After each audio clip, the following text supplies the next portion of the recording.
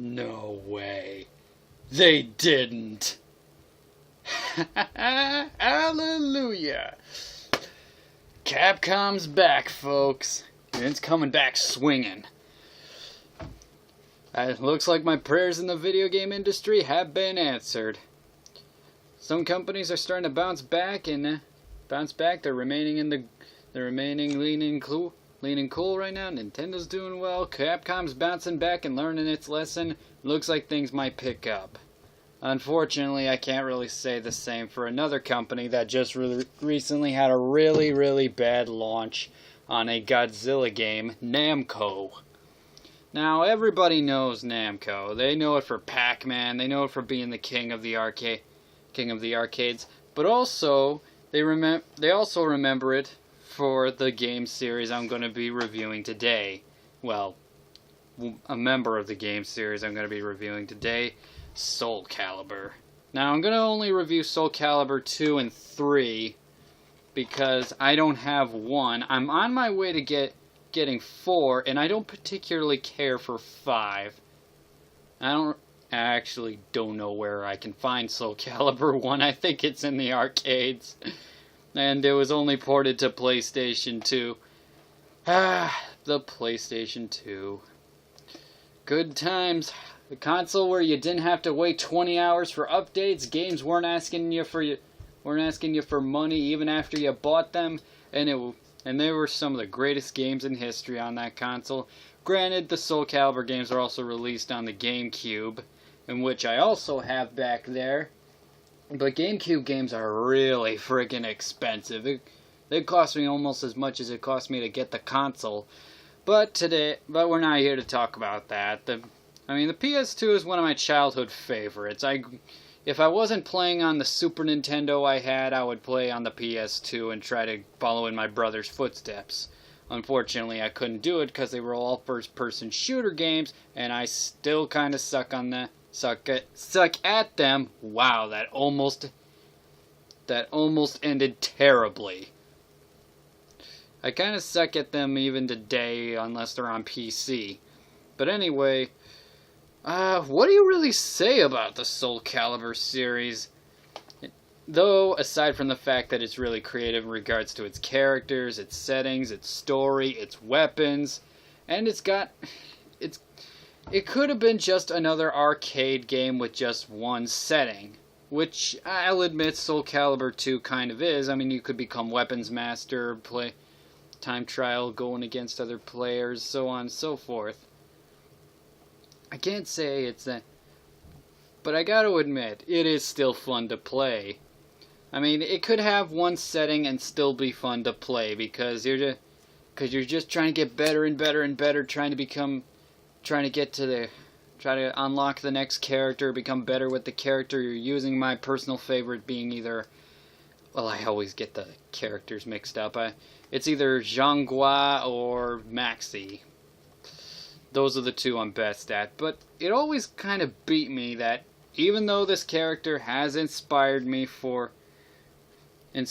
create a character for the Gone Return universe, albeit I'm not ripping her off, it's inspiration. This character is almost nothing like the one in Soul Calibur. The only similarities they got is the look. The name's different, weapons are different, personality's different. They just look similar. I mean, I'm not copying the personality of this character for a PG-13 rated book. Anyway, it's Ivy Valentine I'm talking about. It always beat me why they picked her as the poster girl for Soul Calibur. Sure, that's the character you want to be on the cover of every game. The character that has a sword that turns into a whip and is a dominatrix for no real reason. Now, I'm not dissing Ivy, okay? It just feels weird to have her as the poster girl when there are other characters waiting in the wings. My personal favorite out of all the roster being Talim. But that's because that's a real hero of video games right there. And I'm only talking about Soul Calibur 2 today because I haven't finished 3 yet. I've completed 2. though that's pretty easy because it's usually just arcade fighting mode. You can play solo against the CPU or you can play against another player. Me and one of my younger sisters, we played this game before, and by God was she freaking cheap. She didn't even know how to play the game, and I guess the game is very kind to newbies, so the game's kind of newbie, so I don't know. Maybe it's because fighting games are just really difficult to play when you're up against an actual player instead of CPU.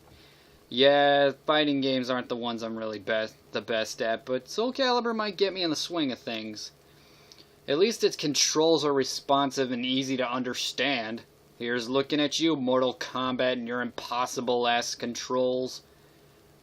Then there's also Street Fighter, which is... I'm waiting for Street Fighter V to come out, just to see if it still can be... if Street Fighter can still be remembered. I am getting way off track with this, but... yeah, I usually do these reviews right off the cuff. Plus, I haven't been thinking straight because I've come back from doing a movie, and I'm trying to squeeze in these reviews while also working on the film. But anyway, Soul Calibur II. It's a really, really good game. I recommend you try to find it and play it. If you don't have it, go get it and enjoy it. If you already play it, kudos to you.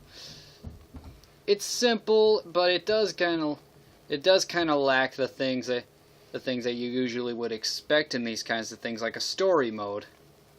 But you know what? It's one of the early games. It's only the second game in the series, and they only go uphill from here. Maybe Soul Calibur 3 is the one with the story behind it. Well, technically it does have all the games have a story behind it. It's basically Lord of the Rings if the ring was replaced with a sword, and Frodo was replaced with someone much, much more competent and strong. In fact, several characters that are much more competent and strong. No offense if you're a Lord of the Rings fan. I am too, but let's face it, he is a weak son of a bitch. Anyway, it's simple. It's simple. You gotta go through all these other characters, get to the sword, destroy the sword, and you win the game. Simple as that. But you can also do time trials, weapons masters, which I completed, and it's alright. I'm still learning a few things, but that's because I usually plays either Maxi or Talum because those are the easiest characters to learn as. Well, anyway, I'm just gonna give it a simple rating as a 7 out of 5. Great game, just needed a story. Screw it. Let's make it an 8 out of 5. Because I would pop this sucker in any day of the week. Well, anyway, next time I'm going to be reviewing Soul Calibur 3. And yeah, I am following on my promise of reviewing mostly PS2 games for a while. Because up until another good game comes out for more recent, more advanced consoles, I'm not going anywhere near them because they are not worth reviewing. You want reviews on those? Go watch Angry Joe.